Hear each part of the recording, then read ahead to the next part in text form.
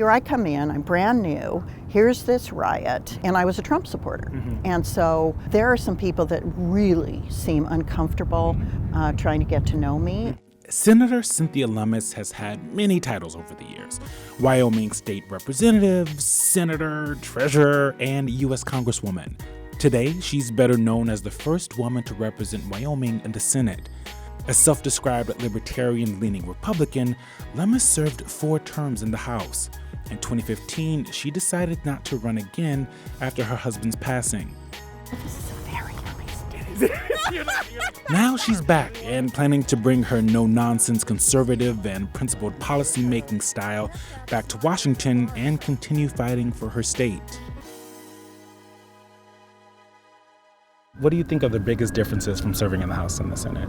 Well, so far the Senate's been so chaotic that we haven't fallen into a rhythm.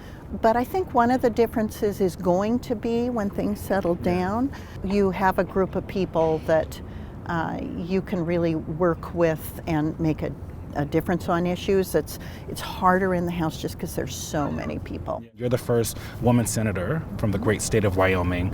What's that feel like, that type of representation, that type of responsibility? It's fun, actually, to have the ability to talk issues with women and having Republicans and Democrats and knowing we need to find that magic 60 votes. Legislation's been polarized, the debate's been polarized, the riot made it polarized, and now this fence around the exterior. Who's being held captive here? Is it the people inside or the people outside? It just sends the most horrible message, horrible. Americans need to start talking again and embrace each other. We talked about that in the election. We need to break this down. We need to get past this. One of the reasons that people say that the fence is up there because of January 6th, and one of the things about January 6th was the voting fraud claims. There were areas where states like Pennsylvania. Which you voted against? I did vote against Pennsylvania because their own constitution opposes the notion that they conducted their election by. 2020, we saw a lot of change. One thing were those huge anti-racism protests. You've said that there are pockets of racism, but not systemic racism. I kind of look at a lot of the notions of systemic racism as kind of a head scratcher to me. It's something that I don't really have a frame of reference for. Where I see it, it's usually in pockets. So how do you explain the disproportionate impact on American Indians in your state? At one point there were 2.7% of the total population, but 22.3% of confirmed COVID cases. There was an Indian who was ill, identified in a park in Riverton as feeling sick. They took him to the Indian Health Service in the back of a pickup because they didn't have an ambulance. Access to an ambulance, right? Yeah, that could transport him. If you were looking for an example in Wyoming where that is the case, certainly you could look to the Wind River Indian Reservation, where it's absolutely true.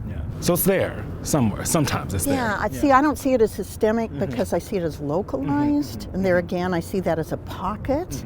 What kind of party is the entire party on Capitol Hill and outside? Well, I'm hoping that our party is concerned about illegal immigration, which I think it is, that they're concerned about everyday working Americans. Those are my people. And those are the people that I prefer to be with. When 40% of the American people think an election was massively fraudulent, we've got a problem. I mean, they think that because President Trump, who you supported, said that on day one when there was no evidence at that point. This feels like an overreaction to something that actually wasn't as big as President Trump was ever promising. Well, and it probably was an overreaction. That was why we wanted to do a quick forensic audit.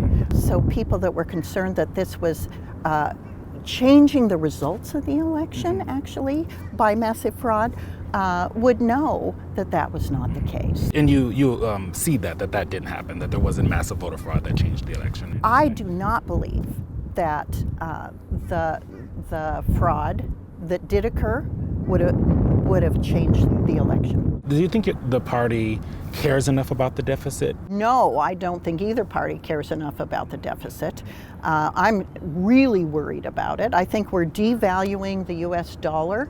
Don't save money in dollars. Save money in Bitcoin, spend money in dollars. That's why one of the reasons I'm a big advocate for Bitcoin. I think that it is the closest asset to gold in terms of its characteristics right now.